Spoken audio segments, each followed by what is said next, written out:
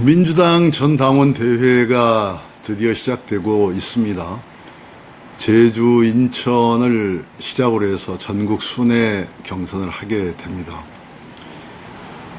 이 상황에서 이재명 대표가 이끄는 민주당이 총선에서 압승을 거두었기 때문에 민주당 대표로 이재명 대표가 다시 되는 것은 뻔한 일처럼 보여집니다. 이것이 국민들에게는 어떻게 보일지 걱정되기도 합니다. 정말 잘 통제된 선거가 되고 말았습니다.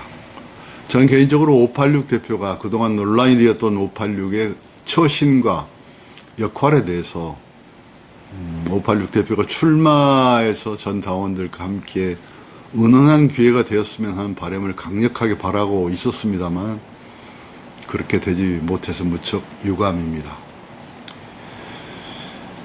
순회 경선의 즈음에서 대부분이 민주당 당원이거나 지지자인 저희 회원들이 저에게 묻습니다. 이번 선거는 어떻게 해야 됩니까? 라고 자주 묻습니다. 그때마다 저는 이렇게 대답합니다. 당신이 가슴이 가는 대로 투표하십시오 라고 말합니다. 아마 이게 정답이 아닐까 저는 생각하고 저도 그렇게 할 것입니다. 민주당은 전통적으로 한 세 가지 가치와 노선으로 해서 국민의힘이란 정당과 차별화를 이루었습니다. 그것은 첫째, 민주당이 강력한 민주주의의 전통을 가지고 있는 정당이라는 사실과 민주당이 철저한 민주주의자들의 정당이라는 사실입니다. 이것은 명료합니다. 두 번째, 민주당이 서민과 중산층의 정당을 표방하고 있다는 점입니다. 그리고 세 번째는 무엇보다도 한반도의 평화와 번영을 추구하면서 궁극적으로는 조국의 평화적 통일을 이룬다는 것입니다.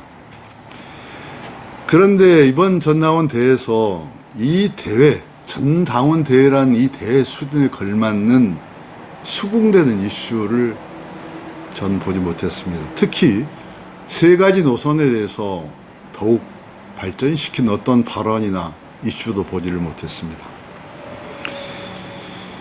지금 민주당이 우리가 정말 가장 중요한 가치로 표방하고 있는 민주주의라는 정당, 그리고 철저한 민주주의자들의 정당이라는 것에 걸맞는 수준의 전당대회를 하고 있는가? 이런 점이고, 또 서민과 중산층의 정당도 이제 새롭게 전진적인 해석, 현대적 해석이 필요합니다.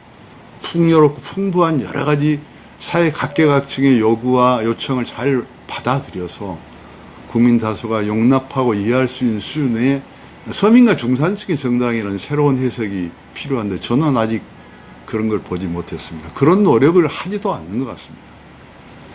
그리고 특히 남과 북의 문제에 있어서, 한반도의 문제에 있어서 북은 남에게 오물풍선을 보내고 있고 연거푸 보내고 있고 드디어 남은 북에게 대북 심리전 방송을 시작했습니다.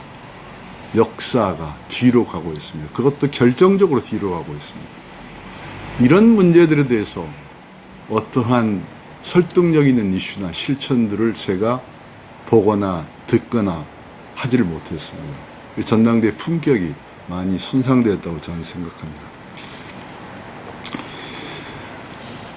더구나 우리 당원 당규에서는 그 대통령이 되려고 하는 사람은 그 사람이 당 대표가 되었을 때 대통령 선거 1년 전에 당 대표를 사퇴하도록 하고 있습니다. 이것은 민주주의자들의 정당이기 때문에, 민주주의 전통을 가진 정당이기 때문에 대통령 후보 내부 경선에서 있을 수 있는 불공정성을 사전에 차단하려고 하는 것입니다.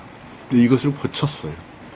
이것이 과연 우리 민주당 당원들의 긍지와 자랑에 도움이 되는 일인지 아니면 상처가 되는 일인지 정말 두고두고 생각해 봐야 할 문제입니다.